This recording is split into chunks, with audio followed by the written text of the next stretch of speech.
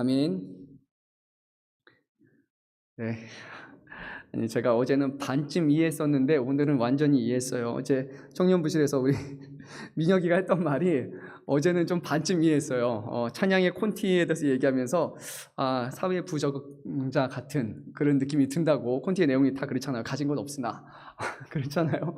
건강도 없고 아무것도 없는데, 근데 어제는 그냥 그런 것 같다 그러는데 오늘 찬양을 같이 부르는데요. 아니, 박정호님이 부를 때랑 우리 청년분들이 부를 때랑 느낌이 전혀 다른 거예요. 인생에 뭐 지금 할 만큼 하신 분들이 이제 가진 것도 없지만 하나님 공평하십니다라는 거와 한참 나아가야 되는 우리 20대 청년들이 가진 것도 없고 건강도 없고 하는데 뭔가 마저 하면서도 짠한 마음이 제가 들었어요. 그래서 어제도 얘기했지만 맞아요. 세상의 기준으로 볼 때는 사회 부적응자가 맞고요. 하지만 세상의 나라에 속한 것이 아니라 하나님의 나라에 속해 있기 때문에, 그래서 하나님은 이것을 기뻐 받으실 줄 믿습니다. 세상에 너무 좋고 편안한 삶보다 조금 세상에서는 인정받지 못하고 불편하지만 하나님 나라에 그곳에서 진정한 평안과 기쁨을 누리는 것이 이 땅에 택하시고 부르신 우리 하나님의 자녀된 우리에게 주시는 삶이라는 것을 의심하지 않고 또 타협하지 않고 살아가면 참 좋을 것 같습니다. 네, 어제 청년부 기도회가 토요 기도회가 시작을 했습니다. 8시 좀 넘어서 시작을 했는데 하고 싶은 말이 되게 많았던 것 같아요. 그렇죠? 서로 짝기도도 하고 그랬었는데 뭐 엄청나게 제가 한 1시간 정도 끝날 줄 알았는데 한 9시 40분 뭐 이렇게까지 그렇게 한 것 같아요. 그래서 또 참여해 주신 분들도 참 감사하고, 그리고 청년 때 해야 될 것 중에 한 가지가 기도하는 거예요. 하나님 앞에 물어가는 거고 하나님 앞에 겸손하게 낮아져야 하는 거예요. 그래서 청년 기도회가 시작된 거 너무나 감사하고요. 그리고 그곳에서 또 우리 안에 정말 기도의 응답들이 이루어졌으면 좋겠습니다.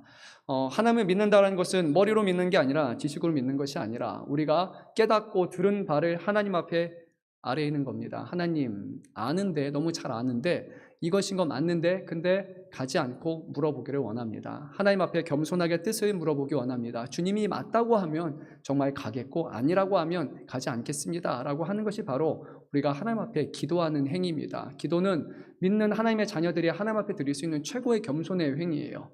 우리의 뜻이 아니라 우리의 뜻을 꺾어서 하나님의 뜻을 구하는 것이기에요. 그래서요, 우리 청년분들 기도 많이 하면 좋을 것 같아요. 저도 더 많이 기도하고 우리 모든 교회 성도님들, 하나님이 우리에게 기도할 거리를 정말 많이 주셨으면 좋겠습니다. 기도의 지경이 넓어지게 하셨으면 좋겠고, 정말 이곳에 기도의 향연이 가득 차서 하나님 앞에 드려지는 것 너무나 하나님이 기뻐하시는 것입니다. 기도입니다. 그래요. 지난주에 걸쳐서 두 번에 걸쳐서요, 우리가 말과 혀에 관한 말씀을 함께 살펴봤습니다.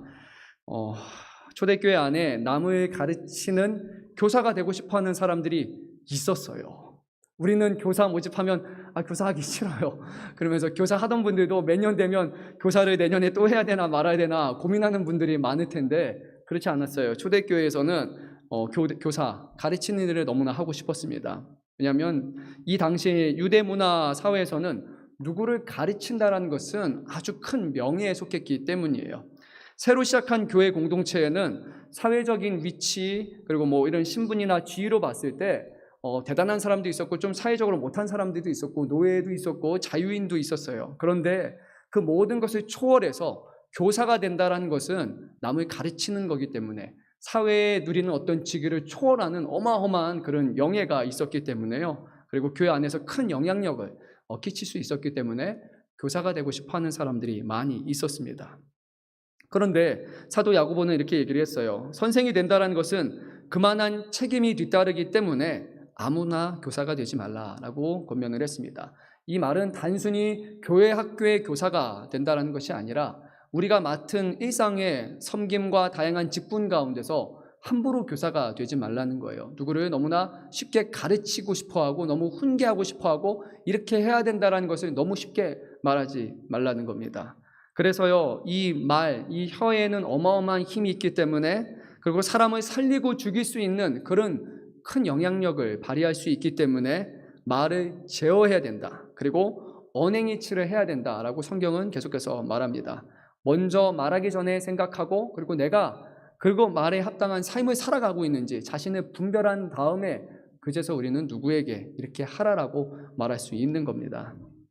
무분별하고 그리고 절제되지 않은 열심과 가르침은 결국 교회 안에 큰 문제를 야기하기 때문에요. 사도 야고보는 이제 하나님이 원한 교사는 어떤 사람인가라는 그 부분에 대한 그런 답을 제안을 합니다. 그래서 오늘 우리가 나눌 말씀을 보면요, 13절에서 14절에서는 교회 안에 필요한 참된 가르침과 그리고 그런 그릇된 동기, 가르침에 대한 그릇된 동기에 관한 짤막한 서론의 내용이 있고요. 15절에서 16절에서는 땅에 속한 지혜는 무엇인가, 그리고 17절에서는 하늘에 속한 지혜, 하늘로부터 오는 지혜는 무엇인가 라고 말한 다음에 결국 마지막 결론으로 18절에서 교회에서 이루어야 할 의의 열매는 무엇인가 라는 이런 흐름으로 계속해서 가르칩니다. 그러니까 무조건 하지 말라라고 끝나는 것이 아니라 우리가 이제 잘못된 것과 위험성을 깨달았으니까 이제는 이런 지혜를 구하고 이런 열매를 맺으며 살아가야 된다라는 제안으로 끝이 나는 겁니다. 그래서 오늘 우리 말씀을 잘 살펴보면서요, 교사가 되지 않는 것이 중요한 것이 아니라 좋은 교사가 되는 것, 정말 영혼을 살리고 영혼을 성장하게 할 수 있는 교사, 그리고 예수 그리스도를 본받아서 그 예수 그리스도께 영혼을 인도할 수 있는 그런 참된 교사가 될 수 있고, 그것을 우리가 모두 다 소망하기를 간절히 바라고 원합니다. 네, 우리 한번 13절 말씀을 오늘 본문 13절 말씀 읽도록 하겠습니다. 너희 중에 지혜와 총명이 있는 자가 누구냐? 그는 선행으로 말미암아 지혜의 온유함으로 그 행함을 보일지니라. 아멘. 누가 정말 지혜와 총명이 있는 사람인가라고 물어봅니다. 이것은 교회의 교사가 가져야 될 덕목이죠. 답은 이것이죠. 선한 행실, 그리고 지혜의 온유함에서 비롯되는 행함.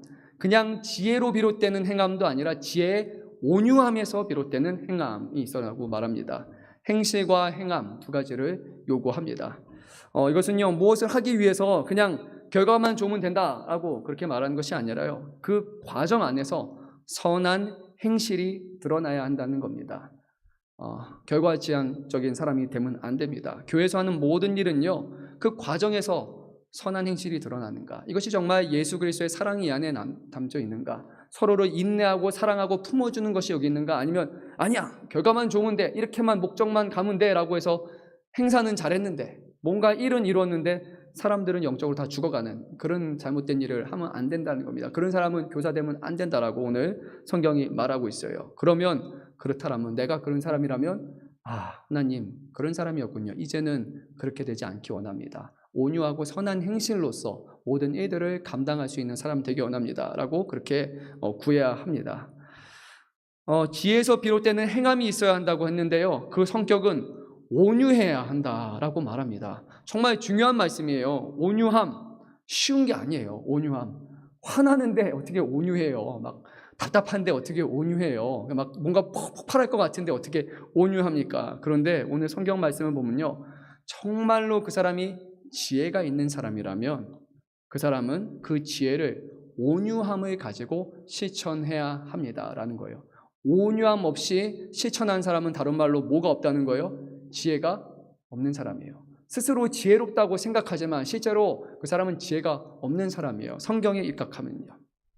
그래서 목적지향적이 되다 보니까요, 결과를 이루기 위해서 수많은 과정이 생략되거나 또는 말씀과 기도 없이 교회 안에서 하나됨 없이 이를 강행하다 보면 이것은 결과적으로 그리스도 안에서 맺어지는 열매가 없이 많은 일들이 하나님과 상관없는 자기 열심으로 이뤄내는 업적이 될 수 있다는 거예요.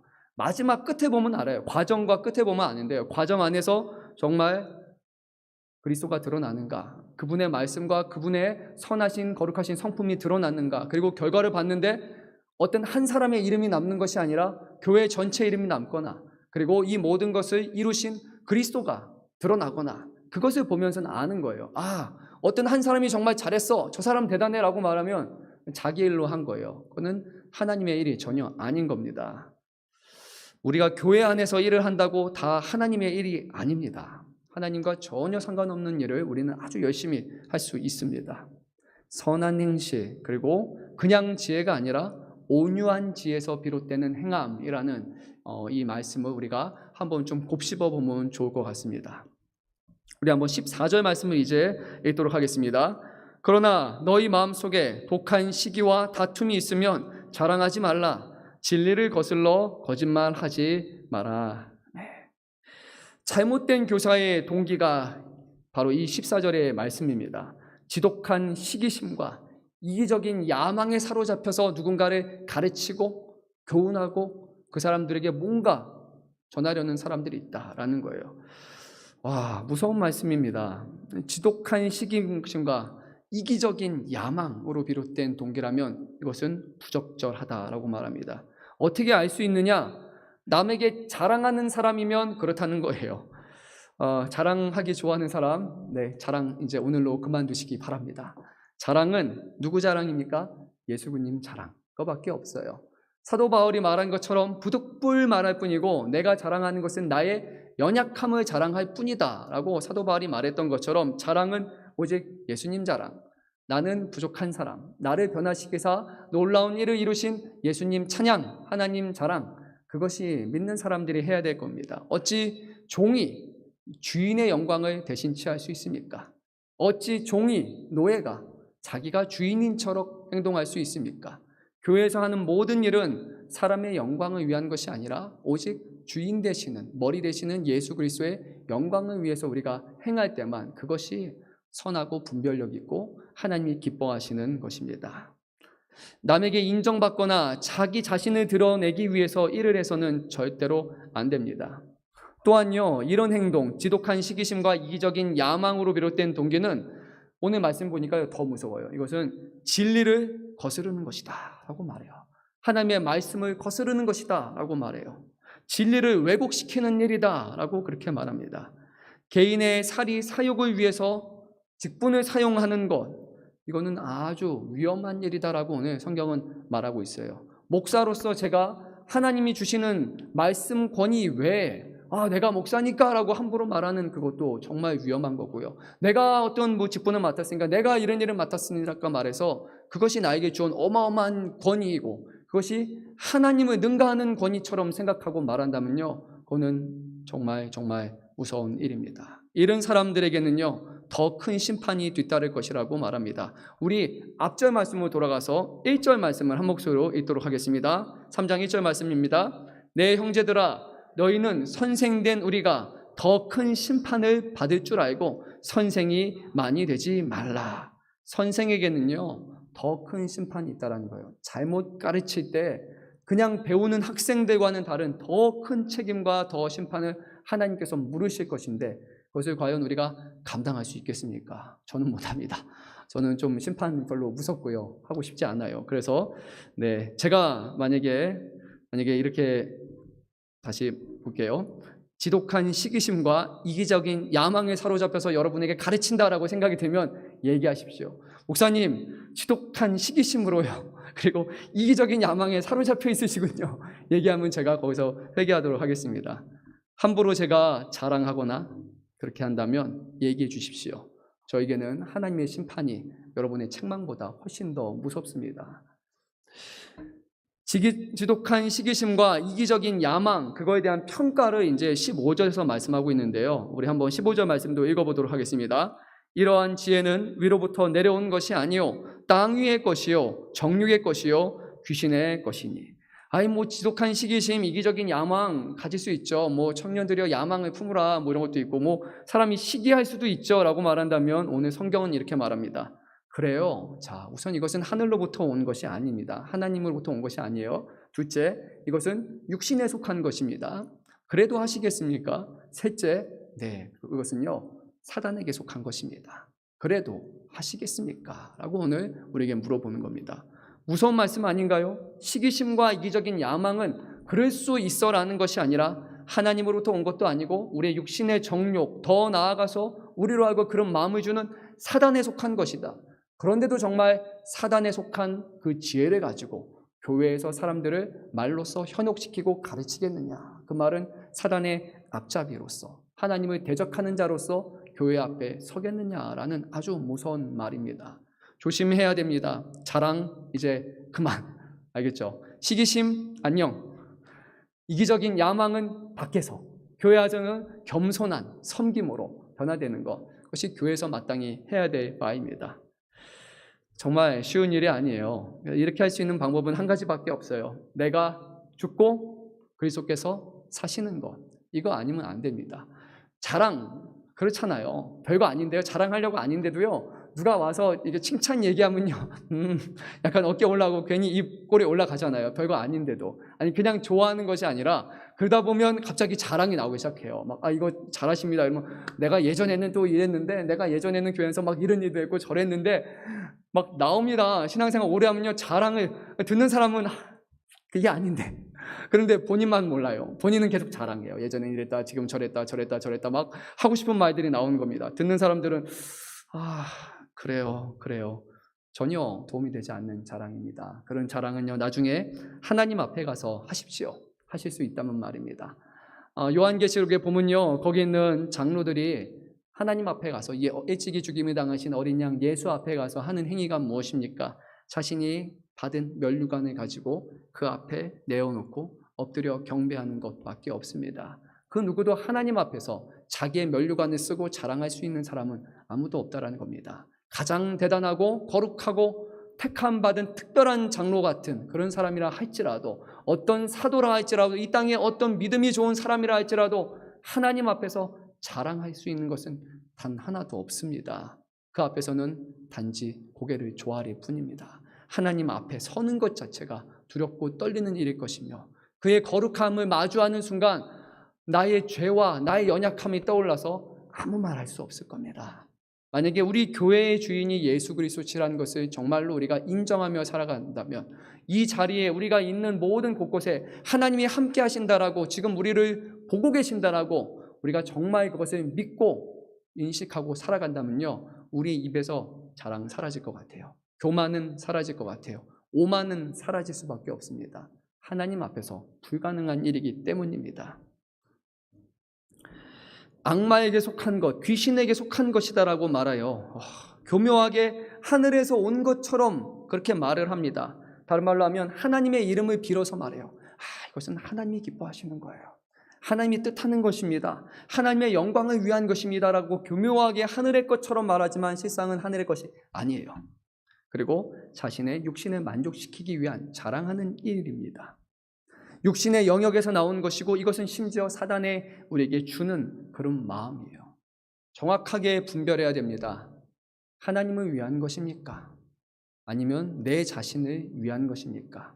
하나님의 영광을 취하려는 것입니까? 정말 하나님의 영광을 높이려는 것입니까?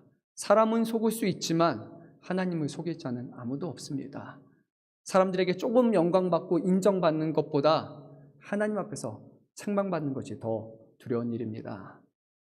그게 대단합니까? 사람들이 인정해 주는 거 잠깐 지나간 일 아닙니까?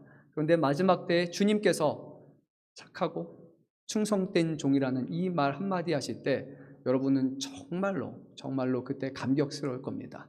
다른 분이 아니라 하나님께서 수많은 사람들 가운데, 저는 상상합니다. 이렇게 보좌에서 내려오셨어요. 상상이니까 할 수 있겠죠. 내려오셔서 이렇게 다가오면서 저희 앞에 쓰면 좋겠지만 모르겠어요. 우리 원로 목사님 앞에 탁 서시면서 그래, 착하고 충성된 종아 할 때 얼마나 감격스럽고 멋있습니까? 만약에 저에게 그런 말 하면요, 허허허 하면서 진짜 무너지면서 울 것 같아요. 아니 제가 뭔데요? 이러면서 진짜 그렇지 않을까?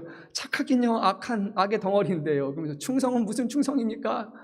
그렇게 할 것 같아요. 근데 그거를 주님이 그 자리에서 인정하실 때 우리의 마음에 있던 모든 그런 쓰라린 마음들과 상처받은 마음들이 그냥 사라지지 않을까요? 와, 하나님이 아신다니, 하나님이 인정하신다니. 저는 하늘의 소망을 두면 좋을 것 같아요. 이 땅에 잠시 이빨림으로 하는 말이 아니라, 사람들이 잠시 이렇게 들었다 낮추는 것들이 아니라요, 모든 것을 아시고 빈말하지 아니하시고 진실되게 말씀하시는 그 하나님의 칭찬을 우리가 소망하기를 간절히 바랍니다. 사단이 주는 마음 무엇이에요? 사단의 말은요, 말씀을 비틀고 왜곡시켜요. 우리 너무나 잘 알잖아요. 예수님께서 누구에게 사탄아 물러가라 라고 말씀하셨죠? 베드로에게 하셨어요. 예수께서 돌이켜 베드로에게 이르시되 사탄아 내 뒤로 물러가라, 너는 나를 넘어지게 하는 자로다. 내가 하나님의 일을 생각하지 아니하고 도리어 사람의 일을 생각하는도다. 뭐가 문제였어요? 하나님의 일과 사람의 일 중에 무엇을 생각했다는 겁니까? 사람의 일을 생각하는 순간 주님은 사탄아 물러가라 라고 했어요. 사탄이 주시는 마음이라는 거예요. 사탄이 주시는 아니고 사탄이 주는 마음이라는 거죠. 이 말씀을 언제 하셨습니까? 주는 그리스도시요 살아계신 하나님의 아들이시다 라는 그 고백을 하고 바요나 시몬아 너가 이것을 고백해 하시는 일을 하나님께서 하신 것이다 라고 칭찬하셨습니다.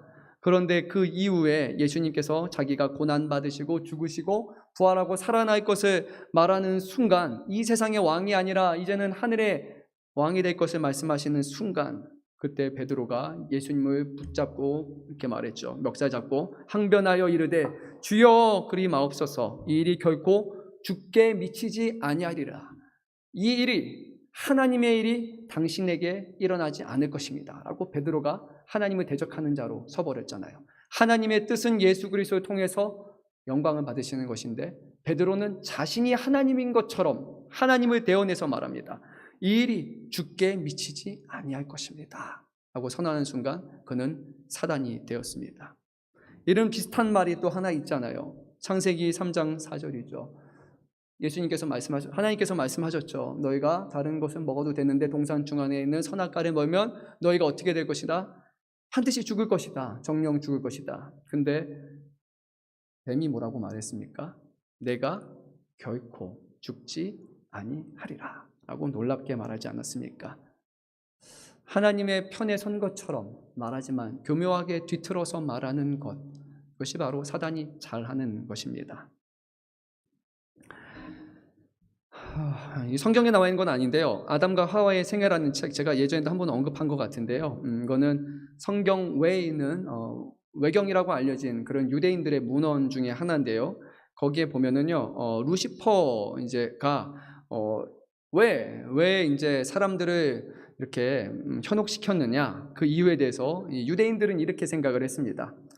하나님의 형상으로 지음받은 사람들을 시기하였기 때문이다 라고 말합니다. 근데 뭐 성경적인 것은 아니지만요, 결국 이 사단 또는 루시퍼라는 그런 존재는요, 뭐 특별히 사람들을 좋아하지 않고요, 우리가 하나님에게 어떤 사랑을 받는 것, 그런 것 자체를 좀 질투하는 그런 존재로서 등장을 합니다. 근데 실제로 성경에 보게 되면 좀 사탄은 질투하는 존재로 그렇게 나타나는 것 같습니다. 그래서 우리 안에 어떤 질투나 이기적인 야망이나 그런 잘못된 헛된 욕심이나 이런 것들이 발생할 때 우리는 한번 돌아봐야 됩니다. 이것이 정말 하나님이 주시는 마음인가 아니면 다른 이가 주는 마음인가 라고 말입니다. 우리 한번 16절 말씀을 이제 읽도록 하겠습니다. 시기와 다툼이 있는 곳에는 혼란과 모든 악한 일이 있음이라. 아멘.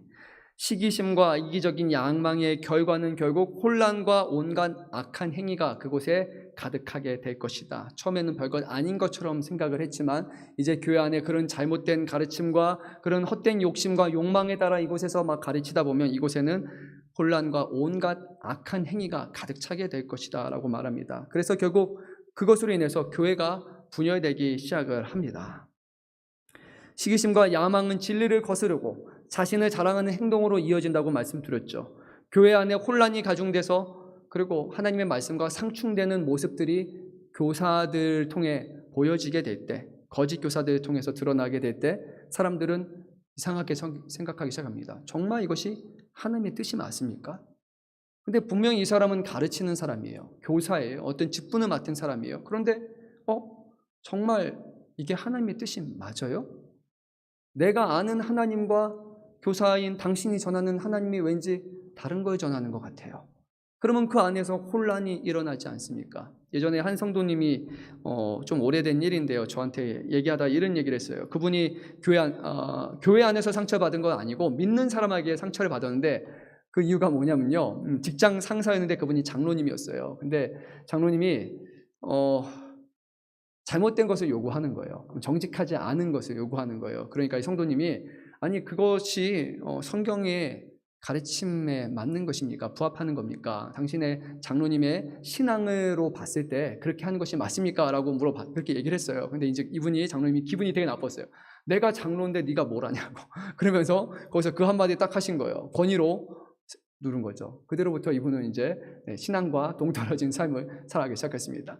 잘못된 가르침 하나로 인해서 성도가 교회를 떠나게 되는 일이 일어난다는 거예요. 누구든지요. 저도 그럴 수 있어요. 제가 만약에 이렇게 잘못 말하는 순간요, 교회 안에 혼란이 가중되고 교회는 무너질 수밖에 없는 겁니다. 그래서 다시 한번 말 조심히 해야 됩니다. 정말 하나님이 주시는 신령한 가르침인가, 하나님의 말씀으로 비롯된 것인가 라고 해야 됩니다. 온갖 이기적인 야망 이런 것들은요, 결국 악한 행위로 기결된다라고 말합니다. 내용이 뭔가 좀 마음이 좀 그래요. 그래도 주님이 주신 말씀이니까 끝까지 잘 들어보면 좋을 것 같습니다. 자, 우리 17절 말씀 한번 이제 읽도록 하겠습니다. 17절 말씀입니다. 오직 위로부터 난 지혜는 첫째 성결하고 다음에 화평하고 관용하고 양순하며 긍휼과 선한 열매가 가득하고 편견과 거짓이 없나니. 바로 이런 지혜를 이제는 우리가 구해야 한다는 거예요. 땅에 있는 지혜가 아니라, 사단이 주는 지혜가 아니라 바로 하늘로부터 하나님이 주시는 지혜를 구해야 된다. 이런 지혜는 어떠냐? 성결하고 화평하고 관용하고 양순하고 긍휼과 선한 열매가 가득하고, 다 가득한데 두 가지가 없는데 편견과 거짓이 없다라고 오늘 성경은 말합니다. 짤막하게 이것에 대해서 말씀을 드리면요, 성결은 순수한 것입니다. 사심 없이, 그리고 자신에 대해서 어떤 이기적인 욕심과 욕망 없이 순수한 의도로서 오직 그리스도와 그리스도의 몸된 교회를 생각하면서 하는 그런 것이 바로 성결한 것이라고 우리는 말할 수 있어요. 화평은 무엇입니까? 분열이 없고, 그리고 한두 사람이 아닌, 한두 사람만을 위한 교회가 아니라 전체 모두를 위한 하나된 교회를 위해서 자신의 것들을 내어놓고 그리고 화평을 이뤄나가는 것, 그것이 하나님이 주시는 지혜입니다. 관용은 무엇인가? 이것은 친절하고 관대한 것을 의미합니다. 디모데전서 3장 3절 말씀을 제가 한번 읽겠습니다.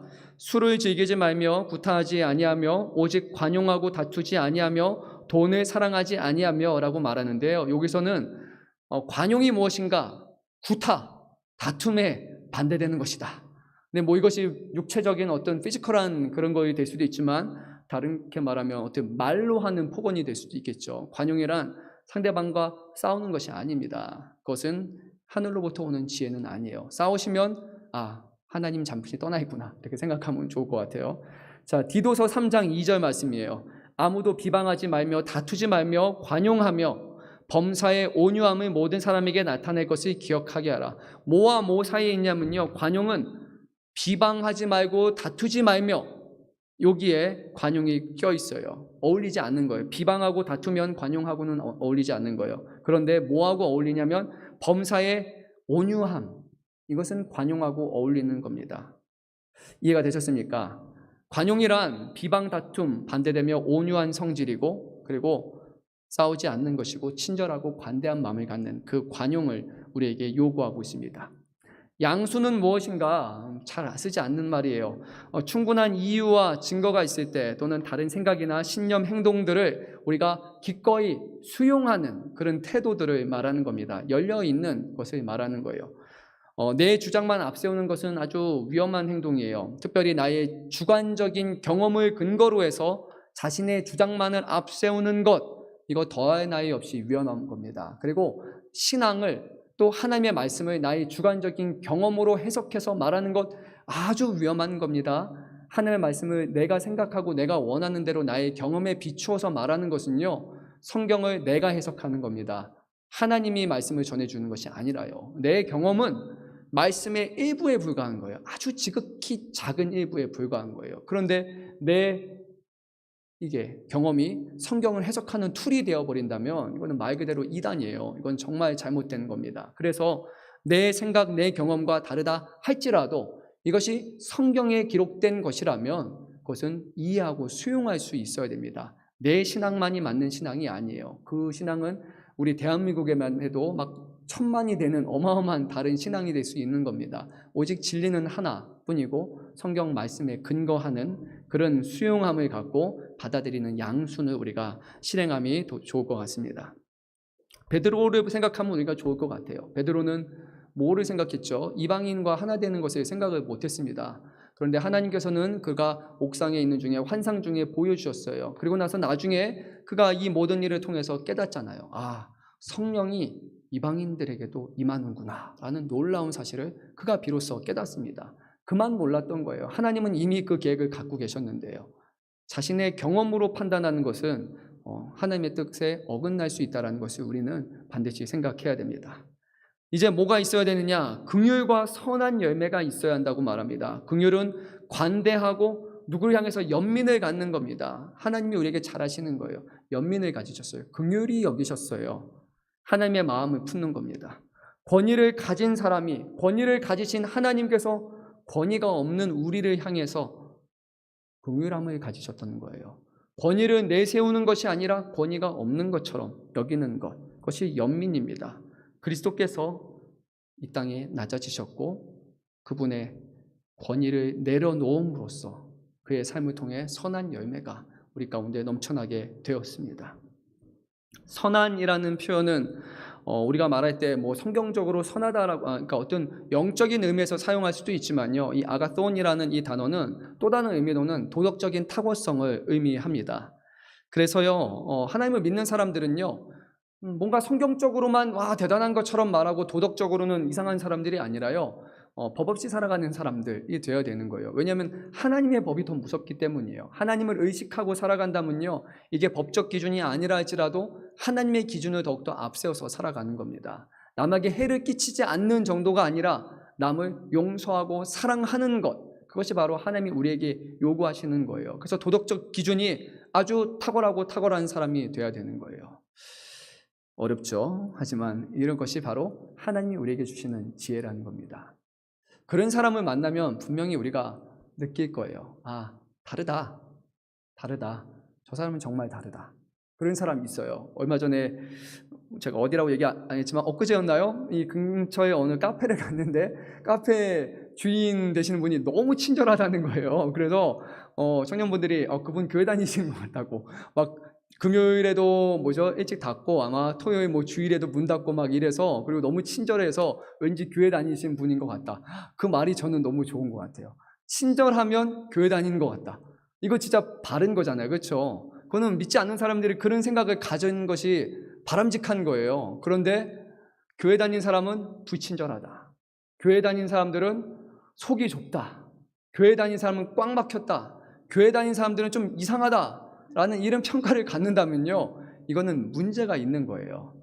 교회 다닌 사람은 선하다, 착하다, 친구 삼을 만하다 라고 여기는 도덕적 탁월성이 분명히 우리 안에 있어야 돼요. 이것이 성경이 우리에게 말씀하는 바입니다.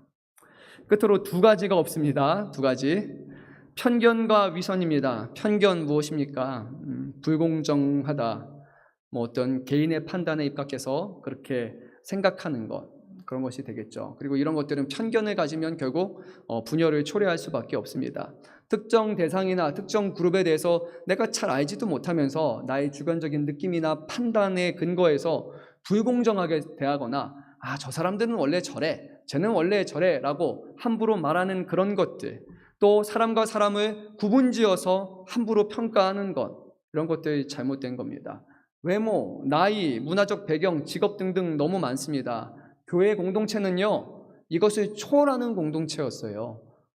종이나 자유인이나 거기서는 하나 되는 공동체였어요. 바깥에서 무엇을 하는 사람, 이것이 죄가 아니라면 그것이 이 사람이 교회 안에서 평가하는 기준이 돼서는 안 돼요. 뭔가 바깥에서 잘 살고 학식이 풍부한 사람이면 저 사람은 뭔가 좋은 사람이다라는 그런 생각을 갖는 것도 되지 않습니다. 뭔가 바깥에서는 허드렛 일을 하고 제대로 어떤 직업이 없는다 할지라도 그래서 그 사람은 뭔가 좀 부족한 사람이라는 편견을 갖는 것은 오늘 하늘로부터 오는 지혜가 전혀 아니라고 우리에게 말씀하고 있습니다.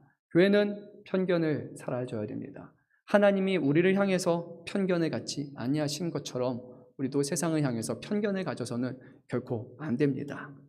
하나님은요, 그 사람 안에 저와 여러분 안에 무언가를 보신 거예요. 우리 안에 희망을 발견하신 거고 우리 안에서 거룩함을 보신 거예요. 우리가 저 사람은 별로야, 뭔가 좀 이상해 라고 말했지만 하나님은 그 사람을 교회로 인도하셨어요. 하나님은 그 마음의 중심을 보셨고 이 사람의 가능성을 보셨고요. 그 사람이 여전히 하나님의 자녀라는 것을 알고 계셨기 때문에 하나님은 편견 안 가지셨는데 하나님은 그 사람 괜찮다고 말하시는데 왜 우리는 함부로 말합니까? 하나님보다 지혜로운 사람입니까? 하나님보다 더 대단한 사람입니까? 그래서는 안 되잖아요. 하나님보다 앞서가지 말아야 됩니다. 하나님 가시고 우리가 쫓아가고 이해하고 받아들여야 돼요. 교회는 예수님이 머리 되시는 곳입니다. 위선 뭐예요? 위신, 가식적인 행동들, 이것도 위로부터 오는 것 아닙니다. 정직해야 돼요. 가장 어려운 게 정직하는 겁니다. 사람 앞에서 정직하는 것뿐만이 아니라 하나님 앞에서 정직하는 것, 너무나 어려운 일이지만 이것을 우리에게 요구하시는 거예요. 하나님을 의식한다면 우리 믿음의 선조들이 말했던 것처럼 코람데오, 하나님 앞에서 우리가 하루하루 살아간다는 것을 기억하시고요. 하나님을 속이려고 하지 마시고 사람들을 속이려고 하지 마십시오. 위선적으로 행동하지 마십시오. 정직하게 말하십시오. 내가 믿음이 약할 때에는 믿음이 약하다고 얘기하십시오. 그리고 내가 지금 어려움 가운데 있을 때는 어렵다고 말씀하십시오. 다 괜찮은 것처럼 믿음도 좋고 모든 것이 좋고 아무런 문제 없는 것처럼 말할 필요가 전혀 없습니다. 우리는 사람이고 연약한 사람이에요. 우리는 하나님이 아니에요. 우리는 낮아져야 되고 겸손하고 그리스도를 붙드는 것, 그것이 우리에게 주어진 사명입니다. 하나님 앞에서 자유함을 얻었으면 좋겠고요. 교회 안에 서로의 시선, 서로의 어떤 의식 속에서 자유함을 얻었으면 좋겠어요. 교회에서만큼은요 평가하지 마시고요. 교회에서만큼은요 함부로 얘기하지 마십시오. 이 교회는 하나님의 사랑으로 하나된 띠로 맺어진 사랑 공동체예요. 이곳은 편견, 비판하는 그런 공동체가 아닙니다. 맞죠? 맞습니까? 네, 서로를 향한 사랑, 저부터 그래야 되겠지만 더 많이 사랑하고 더 많이 낮아지고 나는 좀 그래요, 좀 겸손하게 하면 얼마나 좋아요. 그랬으면 좋겠어요. 자랑 그만 해주시면 좋을 것 같아요. 네, 끝으로 우리 18절 말씀을 읽고 마치도록 하겠습니다. 화평하게 하는 자들은 화평으로 심어 의의 열매를 거두느니라. 아멘. 우리가 화평한다면요, 서로 다투지 않고 화평을 한다면요, 이 화평의 속성은 누구로부터 오는 겁니까? 화평의 왕이 되시는 그리스도로부터 오는 것이기 때문에 우리가 그 그리스도의 화평을 이곳에 심는다면요, 이곳에서는 의의 열매가 맺어지게 될 줄로 믿습니다. 우리 교회 안에요, 악의 열매가 아니라 하나님의 성품을 닮은, 그리스도의 성품을 닮은 의의 열매가 넘쳐나기를 원합니다. 너무 많아져가지고요, 떼다가 밖에 나눠줘야겠다, 막 이렇게 할 수 있을 정도로 의의 열매가 맺어지면 얼마나 좋을까요? 세상에 화평을 전해주는 교회, 세상을 품는 교회, 정말 하나님의 지혜를 구하고 쫓아가고 가르치고 전하는 그런 아름답고 복된 교회 되시기를 간절히 소망합니다. 우리